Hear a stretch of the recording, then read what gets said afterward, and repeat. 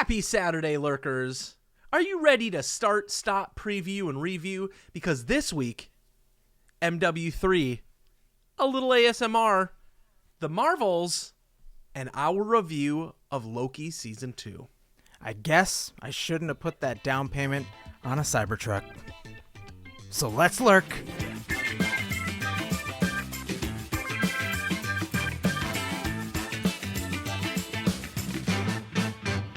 Willie, let's start with things that we started, but necessarily haven't finished yet. Now, on this list, you've got Modern Warfare 3. I've got Blue-Eyed Samurai.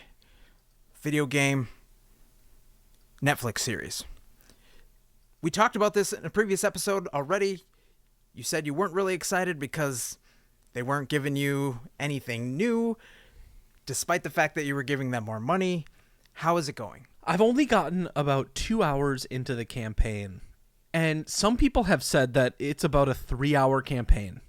Dude, I'm having fun. One of my favorite things to do in a lot of these type of shooter campaigns is go stealthy and take my time and really try to perfect it. This game allows you to go in to it's not a linear map. You're not just like following hallways or going up and down. The second level, Scott, you parachute in like it's Warzone, and you land wherever you land, and then you've got zones that you need to complete where you got to like go find something or kill people or get a key card. And so like it's way more like choose your own adventure. You can go loud and proud, or you can go stealthy and discreet. I'm going to invest some time in this campaign. It sounds like you're having fun. Yeah. I didn't have a lot of time to play any video games recently, but I did have time to watch a new series that popped up on my Netflix queue, animated feature called Blue-Eyed Samurai. Anime on Netflix, as everybody knows, has had its problems, but this isn't live action. This is just a story about Japan closing off its borders in 1633. Completely closed off their borders. Nobody could be on the island unless they were Japanese. Otherwise, they were basically considered monsters. Is this a real thing that happened? It's based on a story, whether it's not or it's true, but it is a story of revenge.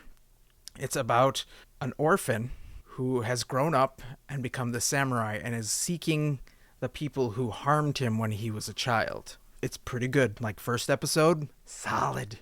I watched it with the sound off because my ears weren't good. I'll have to, when I'm having a good day, tell you about the soundtrack and stuff, but you should check it out. It's definitely something that I'm going to do. But there are some things that we should just stop doing. One thing I would like to see stop completely is, well, first of all, like, being beholden to TikTok, like breaking the chains that it has wrapped around me, like Marley and Marley. You'll never win. You'll never win. But there was this video from this guy, and it was titled 30-Year-Old Trying to Figure Out What's Going On TikTok. And he's just scrolling, and it's the people who are in the lives, and it's usually women, young women, and they're dressed up in costumes of some sort, mostly cat ears, contact lenses, a lot of makeup, and they're surrounded by like plushies and video game posters. Can we clarify? Anime. The makeup is more anime-based makeup. It's not just like you got a full face like you're going out to dinner. Oh, okay, yeah. I mean, like they're in costume. They're dressed up as a character.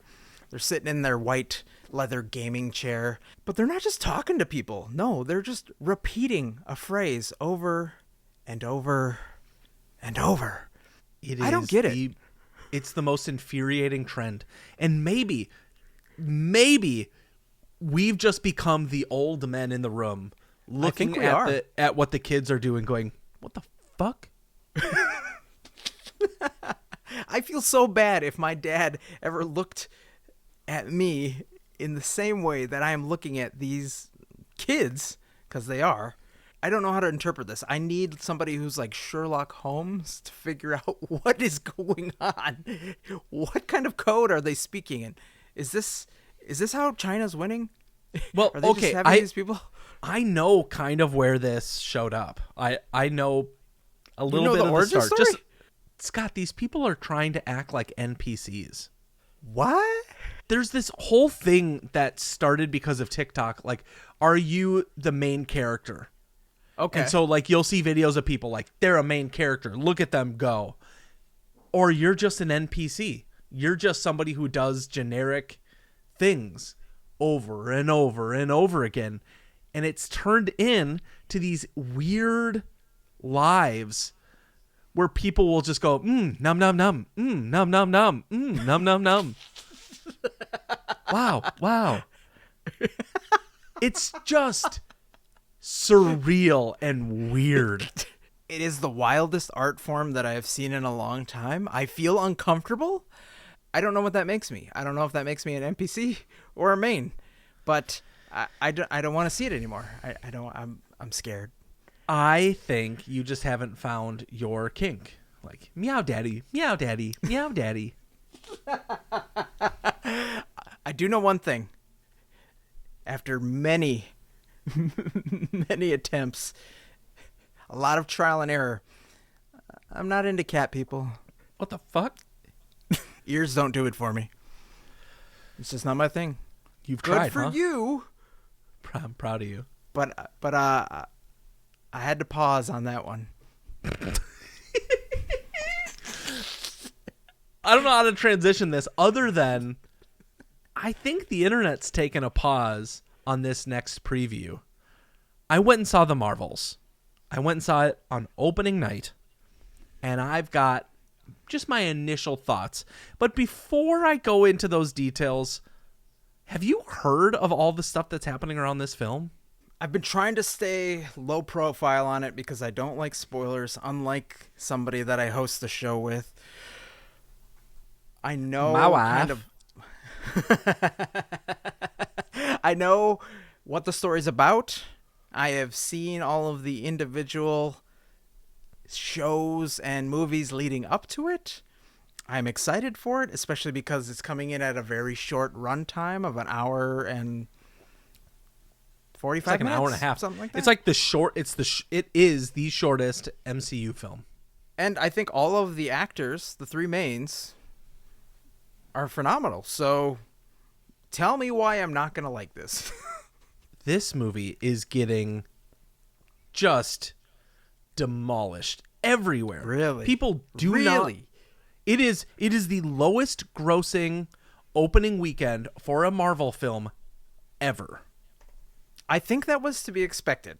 I think they definitely knew that the time of year that it was opening, and based on the fact that not everybody has Disney Plus.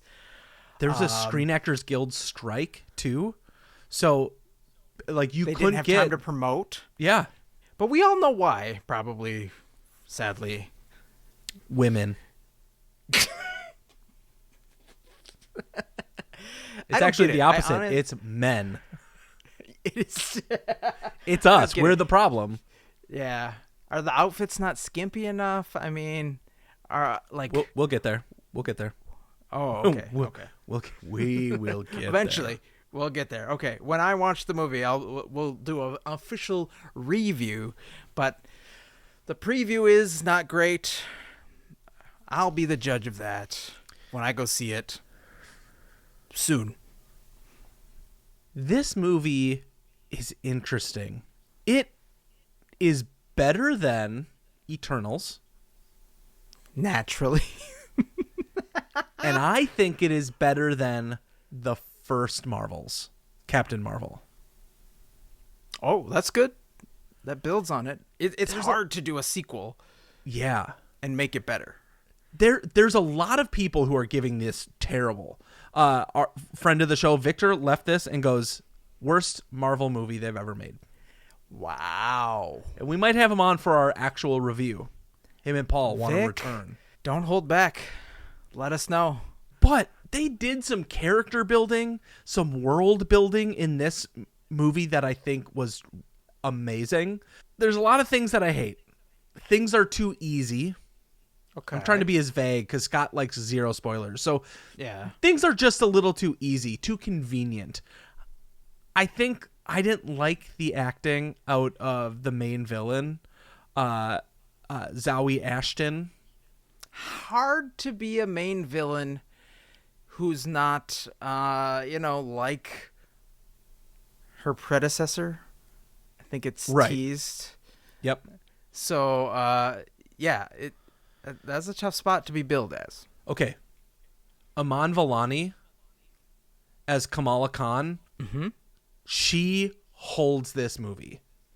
She does Did an you watch the amazing show? job. Did you watch the show? I got halfway through and I hated it. Her character here is so lovable and like oh man, she commands the screen when she's on it. That's her in the whole show. You got to go back and finish it. Makes me so mad to hear you say that. You haven't finished it yet. How do I pronounce this? She's probably the most dedicated Marvel fan next to Kevin in the universe. Interesting. Even more than Tom Holland. She's got the comics down. She's got the movies down. She's got theories down. She was trying to talk to Kevin after she got hired, be like, "Oh, we're definitely in this Earth realm. There's no way that we're in 616. Like, it's definitely 8,000 based on this, and this."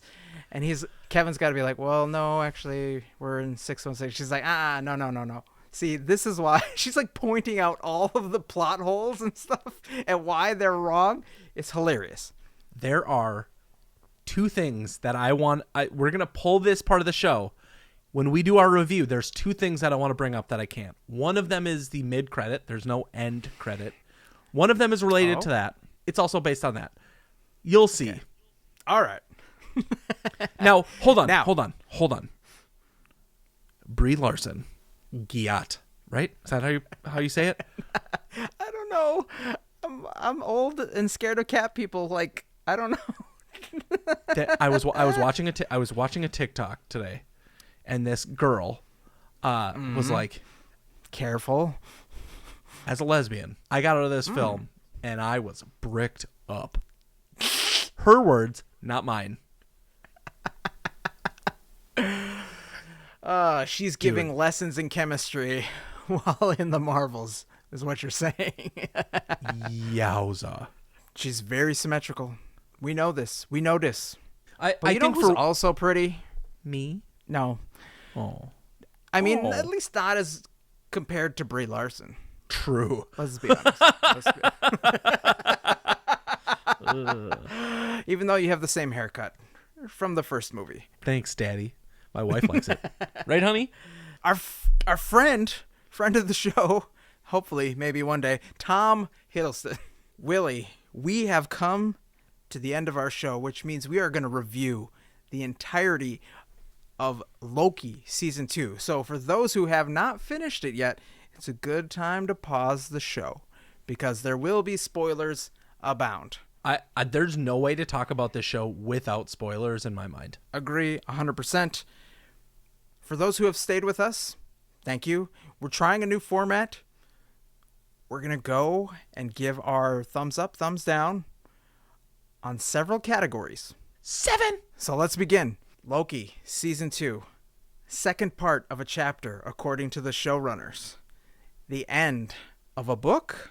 Of a story? It's hard to know. But we know for one thing, it has a plot and it has a storyline. So number 1, Willie, what did you think of that?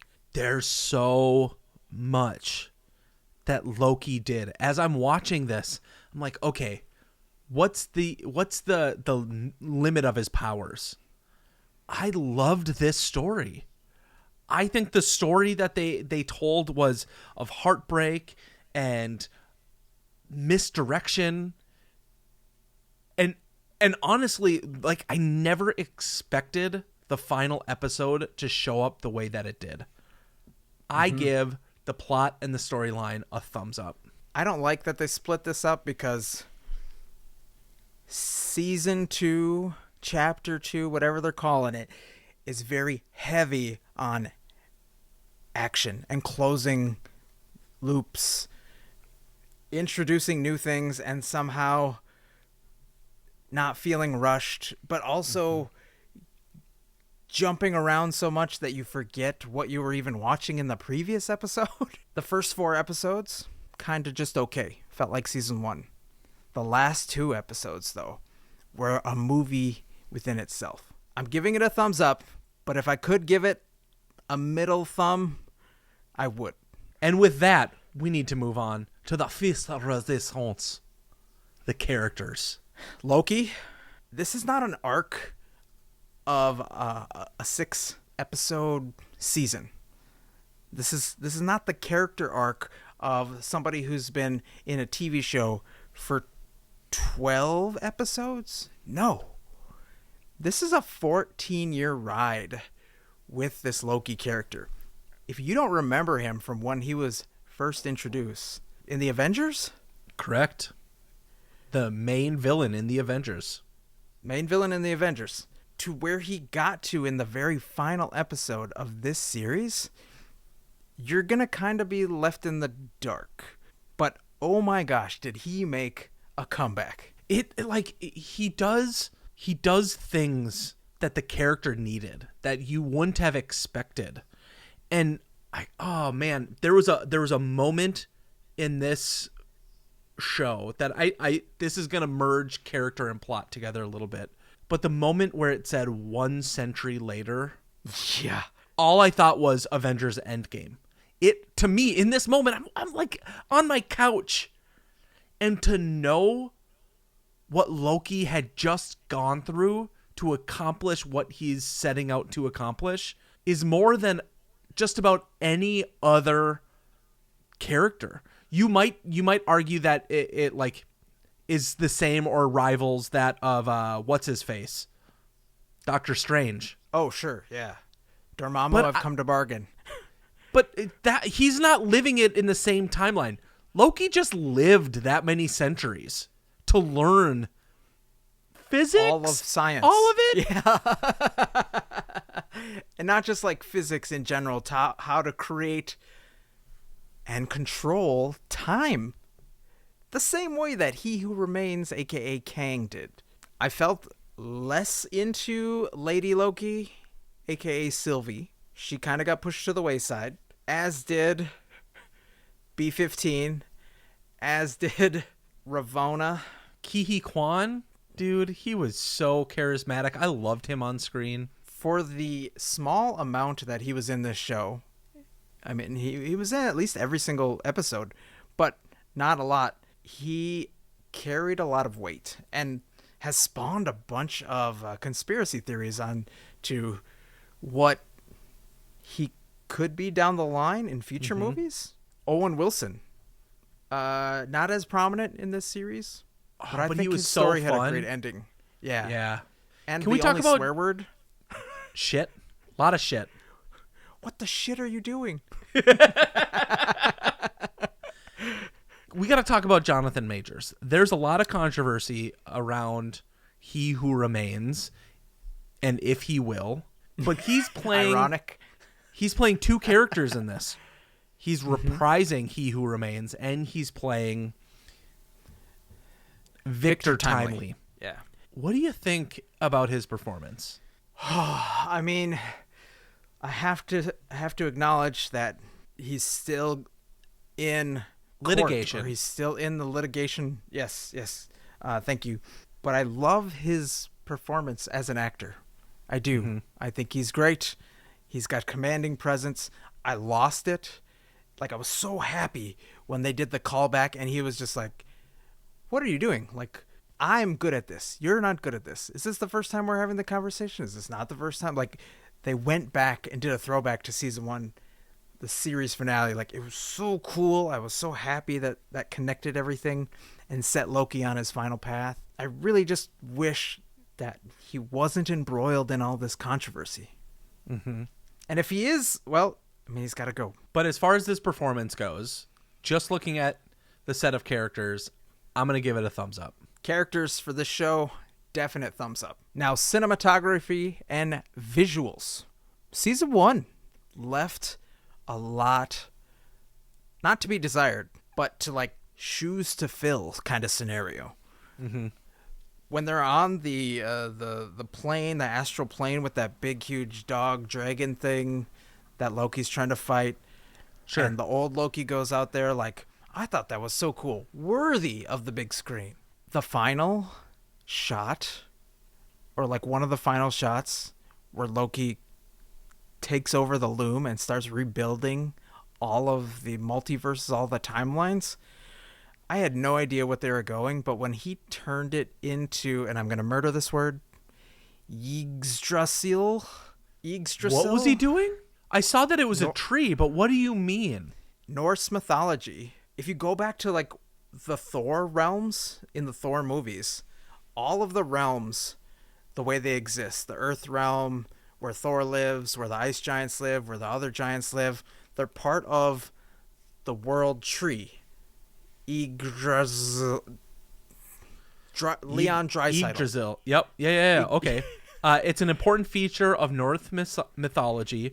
It is the Norse tree of life, encompassing all 9 worlds that are a part of the ancient Norse view of the cosmos. Loki allowed the loom to explode and die and whatever, and then he literally built it by hand back into the Lokiverse, but as the world tree. That's what that final shot was, and I swear if I wasn't on my lunch, I probably would have got up and like ran around saying like, oh my god, it was so cool. It was stunning. The last 2 episodes, even just like they created a new visual thing for like how the universe was dissolving away. Spaghettification. This isn't like when you go and watch any of the other Marvel shows that you look at the CG and you're like, oh god, She-Hulk, god, it could be so much better.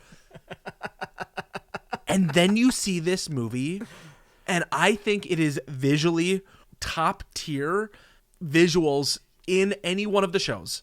And it rivals, I think, many of the early movies. I've said this to many people I work with. It's not a show. It is a 6-hour movie that they cut up into pieces. It's really a 12-hour movie if you put it all together. And yeah, gorgeous. I can give it 2 thumbs up. That's what I'm giving it. Something, Scott, that you can't really enjoy is the music, the soundtrack. It's so good. It gets it right. We're starting this like category thing in a way that's like clearly it's gonna be a like knock it out of the park. I love that like when they went into the past, the soundtrack, they took like somebody was playing a tuba, and it was the Loki theme. Oh, and it was like, oh. It matches. It matches the environment, the timeline. They're getting on the Ferris wheel, and you hear the right through like a tuba. That's hilarious. Cues like that would get a thumbs up from me. Directing and editing is something that I think for this show was so good that I didn't even notice it. I didn't have a lot of notes about where they cut things off other than when the episodes ended, I was like, God dang it! I want more! I don't think they could have made it, cut any better or stretch out any longer. Like, it was perfect in my mind. Obviously, yes, I would want more of this universe. I would want more of the stories and fleshing out. But if it was always intended to be this way, I think they accomplished a lot with the time that they had given. And for this specific story, it makes sense. Okay, this is going to be my first thumbs down. Ooh. There's plenty of direction and acting. Like, if you take out the people who have now masterfully kind of fallen into their role of Loki and Mobius, Sylvie, the acting is phenomenal. But there is some editing that just really left me wanting. The whole storyline with Renslayer and the Miss Minutes. Oh, sure. I just want you to remember the episode when Mobius and Loki show up in Chicago. Yes. And how quick, I'm like, there. why did they show up right next to the window of He Who Remains without actually going into Timely's house? That didn't matter. So then they go around the corner. They end up in the Chicago World's Fair. Yep. And there isn't any buildup of when they meet Renslayer. Like, they didn't edit back and forth. They didn't create this ballet of Renslayers there, and they're there and trying to get to He Who Remains.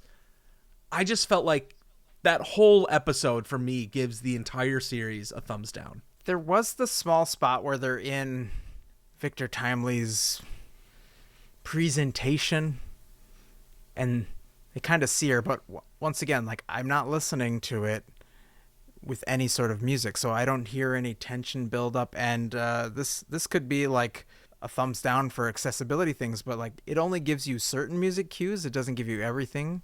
Like, sometimes it'll say like music rising tension, all sound like stops, like it'll give you little things like that, but it's not flowing like when people are speaking.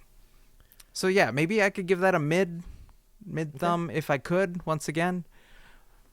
But if we're just looking at pure story arc from a directing and editing standpoint, I didn't have a lot of complaints. We've got two more here, Scott. Let's talk about this show's impact and cultural relevance. As we talk about the overall universe of the MCU, this is, I think, one of the biggest moves we've seen. Loki isn't necessarily gone. If anything, Loki is indefinite. He's everywhere now. I want to know the impact that this is going to have on the MCU. When we get down the road to Secret Wars, are all of us going to be thinking in the background that Loki could just finish this? The one thing that I really struggled with understanding when this show was over is the sacred timeline's gone. Loki has rebuilt things. Only certain people realize that Loki made this sacrifice. And yes, it begs the question. Does he have his hand in the way things are going? Is he, like in the comics now, just called the God of Stories, where it's kind of like rumors about him and the things that happened in the past? But when this show started, he was a variant and he was supposed to be pruned. All of the branches started happening when he showed up, and eventually got to a point where they couldn't fix anything. So he had to remove himself from this timeline, whatever we're in. And with the way they're going to introduce things with new franchises that we haven't seen yet, Spider-Man and Venom and stuff, and how that's all tying together, I don't know what universe this is. Like, it can go any which way. I don't think we've seen the last of Loki, but we probably might not see him again for a really long time. Old Man Loki is probably next. If that's a thing, like, definitely here for it. But I think they're going to step away and try to focus on the Fantastic Four, mutants, everything that they can to pick up the pieces from whatever the beginning of this phase was that arguably people are tired of and isn't doing as well. I want to ask, He Who Remains is sitting calmly by, has this incredible dialogue, this realization for Loki as he builds the tension up of, how many times have we done this? Where are you at? Oh, you haven't quite figured out how to do what I do yet? Only for that to happen. And then Loki surreptitiously moves around him to take the throne. What happened to He Who Remains? Well, since he never got the book from Ravonna or from anybody, he just goes on his normal path of doing what he can with what he has. It looked like he was just, a kid. I don't know if he was an orphan or not, or if he had a family that supported him, but he was making candles in that scene. And to go from making candles to understanding all of physics, like literally all of physics, and creating a time machine, I think this is the door that Marvel and Disney might need in order to walk away from the character. They had all these plans. I know Secret Wars is still coming out, but at least He Who Remains will be gone. His other variants could be filled in by Yahya Abdul Mateen II, who played young Morpheus in Matrix Resurrection. Yeah. Yep. That's kind of like the rumor that's being floated out there if things don't go well with Jonathan Majors. So that's a significant impact right there. Okay, so what is your rating for this category? Because it's the only Marvel show that has got a second season, and one so like vociferously wanted by the fans, I'm giving it a thumbs up. Huge impact. It did everything that it needed to do. My overall rating for this is a must watch. You have to go see this. 2 thumbs up. I'm parroting Willie because it might be the only show worth watching. If you're tired of Marvel, I get it. There's a lot of things to try and piece together, but if you were a fan of the first Avengers, this immediately picks up after that and spins you into this gorgeous story about a man looking for redemption and not necessarily getting the throne that he originally thought he deserved, but ending up taking the throne that everybody needs and making the ultimate sacrifice, not selfishly, but literally for his friends. Well, we give the show 12 out of 14. Be that as it may, it is not perfect, but damn is it close. Just like this episode. And that's our show. Reviewers, lurkers, thank you so much for hanging out with us today. If you like the show, please tell a friend, and please rate and review wherever you lurk. We appreciate your love, so remember, be kind to one another, and we'll see you next week.